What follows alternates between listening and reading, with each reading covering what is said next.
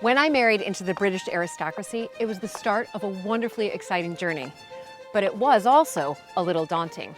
I became a Viscountess, and for an American girl from a small town outside Chicago, that was quite a shock. I live with my husband Luke, heir to the Earl of Sandwich, and our family at Mapperton House in Dorset.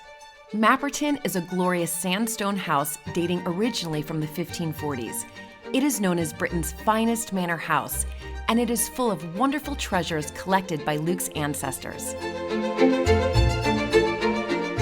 Living in a place like this is a joy, but also a challenge. And every day we're aware that we're preserving a very special part of Britain's heritage.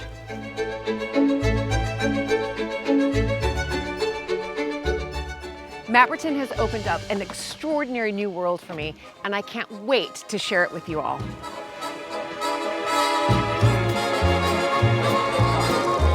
So if you love castles and manors and stately homes as much as I do, please join me as I head off to visit some of Britain's most spectacular historic homes. On these trips, I'll be meeting other owners who manage these large houses and estates, as well as some of the fantastic people who work there too. With them, I'll be exploring the history, the landscapes, and the innovations of generations past and present. And I'm particularly keen to meet the remarkable women who, like me, have married into these families, bringing new ideas, energy, and more than a touch of style. I'll be sure to roll up my sleeves and help out with a few jobs along the way. Is there a snake in here? Yeah. What? What? So please join this American Viscountess as I journey into the British countryside in search of some of Britain's finest historic houses.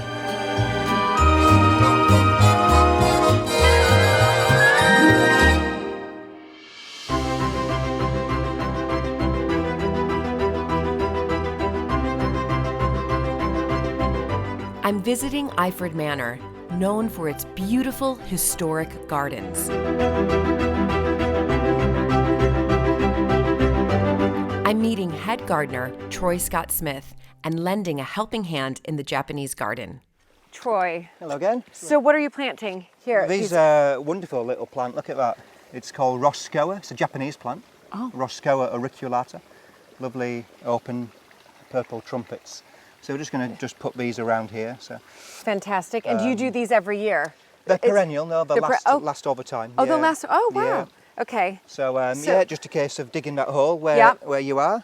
Okay. That'd be great. My mother-in-law has this brilliant line that she says, people come to visit a house once, but they come to visit the gardens 4 times a year through the seasons. Yeah. And do you feel that as well here? Yeah. I mean, Iford's, I think, a bit special because it doesn't necessarily rely on the horticulture. Right. So, it's the setting, it's the location, it's the subtlety of the structure, the bones of the garden, which actually are much more obvious in the winter season. The flowers, if you like, complicate the situation. So in winter's beautiful. I really like the play of light in winter on the structure, on the soft bath stone we have here. And then in spring and summer, of course, you get all the loveliness from the blossom. So yeah. I mean, you love winter, and then as spring arrives, you love spring, and then summer, and you love summer. This is the draw. People come to Iford for the gardens, and you as head gardener, why do you think that is? It has got something unique, I think.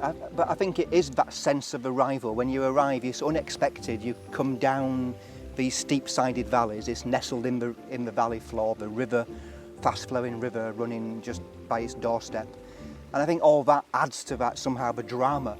And then you come into the garden and this very unexpected sense of the Tuscan hillside, the Italian garden, the Oriental garden, all nestled in this vernacular. And it is something about that which I think is the special sense of Iford. Later, I'll be heading over to the kitchen to help prepare afternoon tea. But first, I need to pick some rather special flowers, which apparently are tasty too.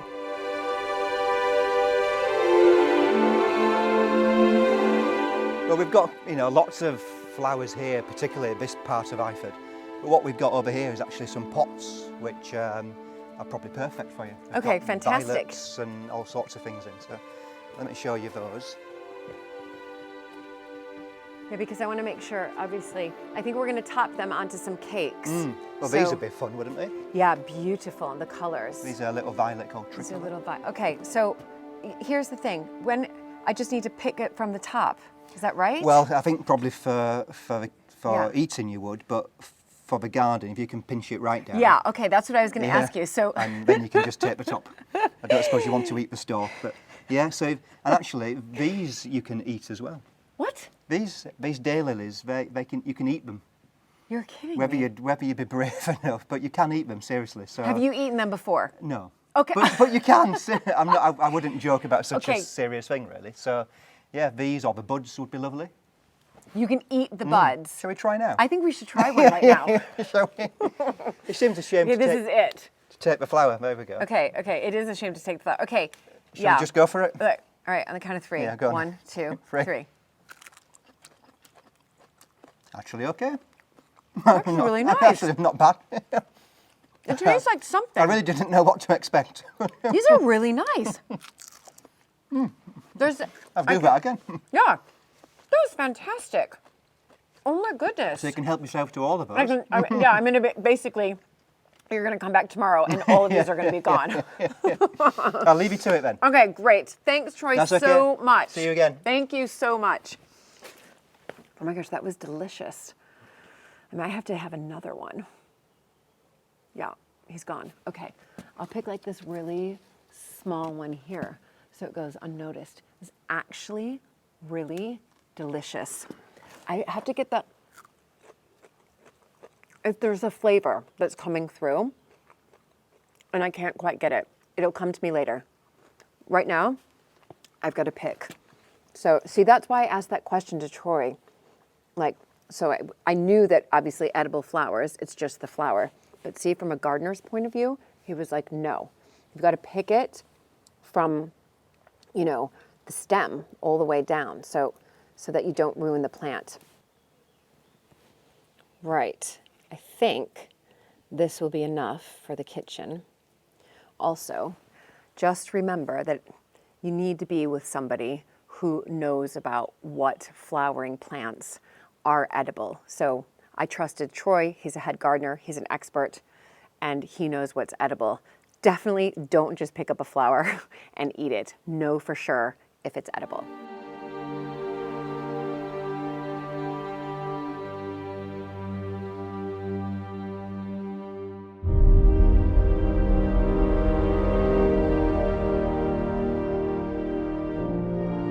After a glorious morning in the garden, this happened.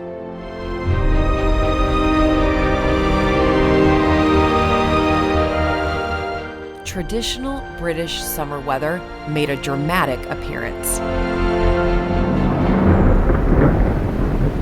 And so, it rained. And rained. Okay, are we gonna go for it? Are we gonna go? No. Are you really? Oh, come on. You're gonna give Come me on, a tour it of the dries garden off when in you get this? home. It dries What? off when you get home. I'm coming back! This is crazy! Get back! Get back! Oh my god. Okay, so that was a good garden tour, so I'm glad you enjoyed that. Oh my goodness. Armed with William's meteorological optimism, as well as umbrellas, we set off. Okay, right, now in the context of English weather, this is not raining. Okay, but Okay. it is raining. It is not raining. William, it's raining. Imagine, it is not raining. Imagine the azure sky that Mr. Pito saw when he arrived at Iford. It is. It is not raining. Come on, you've got a brolly. Wait, so Let's go. I'm not gonna. You don't want me to put this up? I'm not wearing. Okay. All right. All right. Oh my goodness. Wellington boots, all you need. And you oh, here's Busy. Look, has she got an umbrella? No. She has no umbrella. She doesn't. Lovely Georgian terraces, upgraded by Harold Peter. So they were Georgian because they needed a garden for recreation. Right. Invite the rector around, get your friends round, you know, the rest of it. And they wanted to show off the valley. And they wanted to show. But then. Because they're all about showing off. But the you're right, Georgians. absolutely. So then here is this lovely conservatory terrace where they are integrating the conservatory of the house with the Yes. garden. Very much Yes. a grand tour idea. Look at Busy right here. Yeah, she's- So she is happily.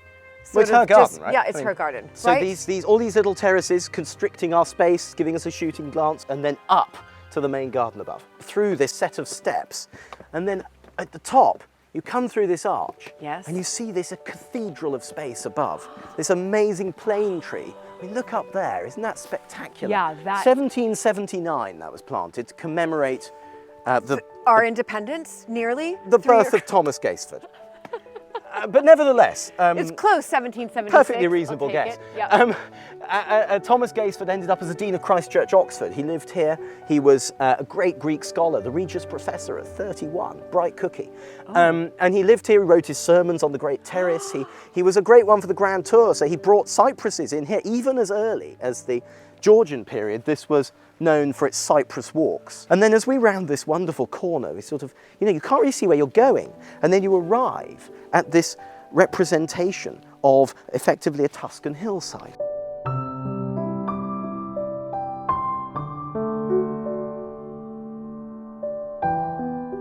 So here, if you look up, you've got this wonderful tree form of juniper, the cypresses, you've got rosemaries, old rosemaries with their woody stems, really redolent of trips to the Mediterranean. And the thing about this garden is that it is essentially a series of memories, but they're not Mr. Pito's memories, although they were. They're actually your memories, they're my memories. They're things which trigger a memory in us. And we go, oh, that's a bit like when I went to insert holiday that you had when you were 9 or whatever. And that's the point of these fragments of masonry.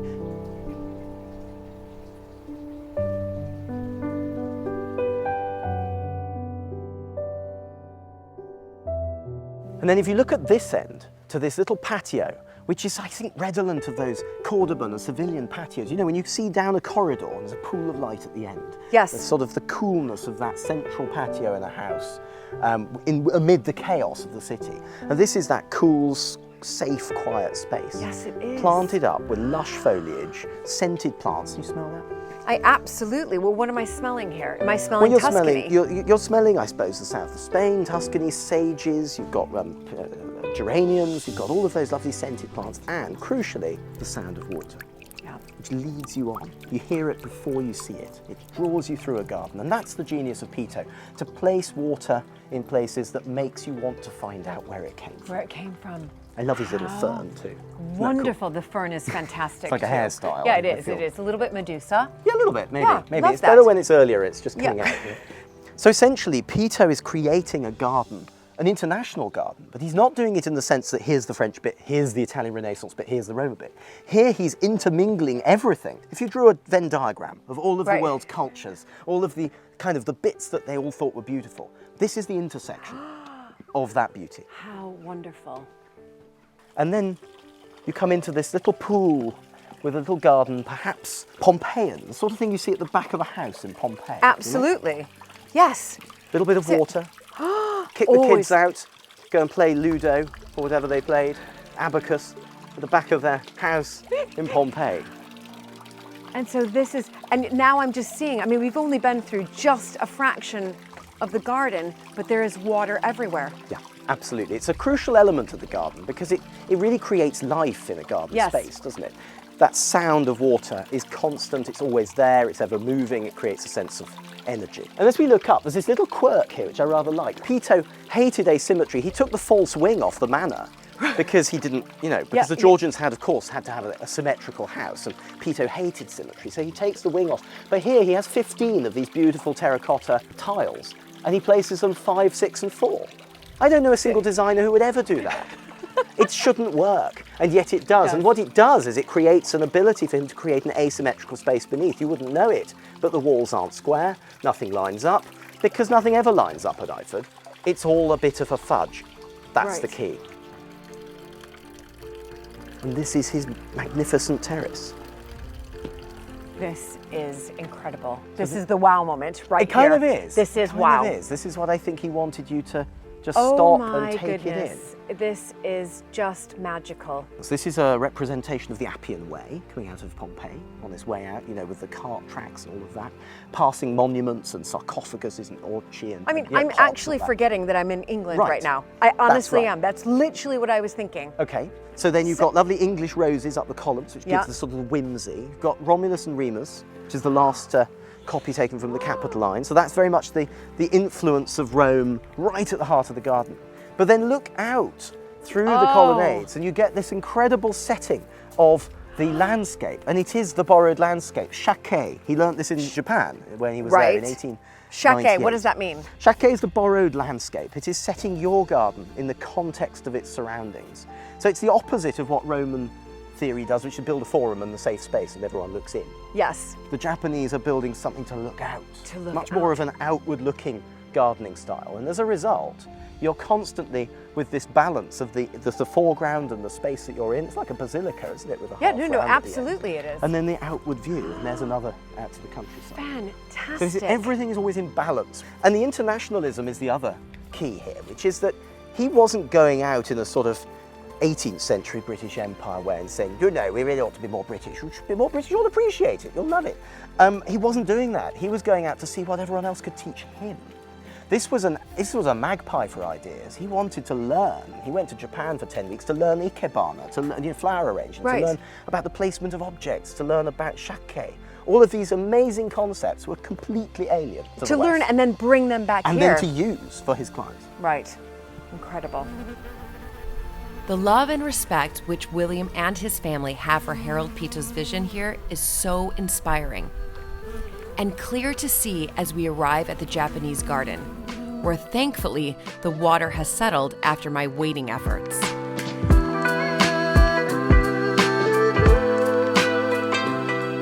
Originally, Pito wanted a Japanese garden here. So this is not Pito. Not fully, no. I mean, originally he'd built his shelter. Right. Do step up onto here, it's a lovely view. Okay. He built his shelter, he'd bought his pagoda and his lanterns. Yeah. And he had found with his workmen the rather wonderful rock at the far side, which is of course representative of Mount Fuji. Mount Fuji. Fantastic. There you are. So it's that representation of the really important things that the Japanese hold dear to them. And Mount Fuji's revered. Yeah, of course. And so he created that. And then sadly 1933 arrived and that was the end of Mr. Pito's tenure on Earth. So he moved on. And in 1984, my father, 1984, yes, okay, quite often the wrong century appears, I appreciate that. In 1984, my father decided to finish the job, as he puts it. So this is truly a John Hignett garden. And I'm really proud of what he's achieved here. We're still working on it. Oh my It's 40 years goodness. in. There are views being created. It's one of the things about wonderful. Japanese gardens is that they take 3 generations to mature at least.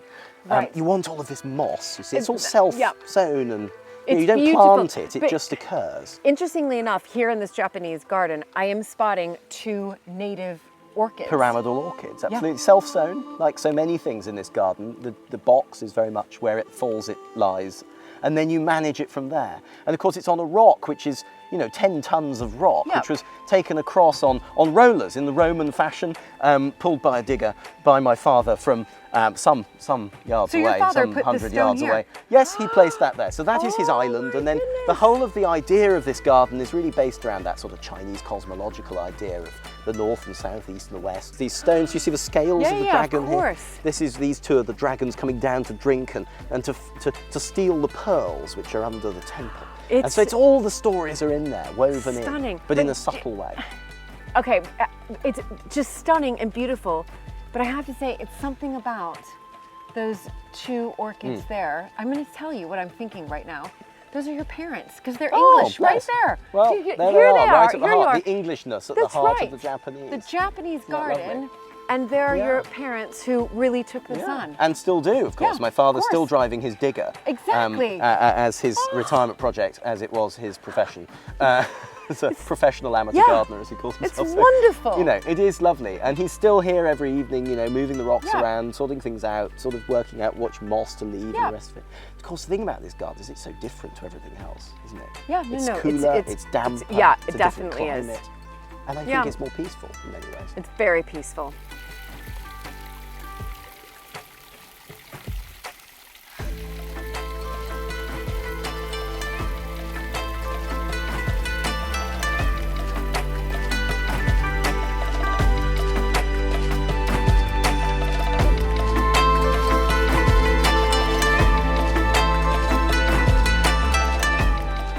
Next time at Iford, I'll be helping prepare afternoon tea.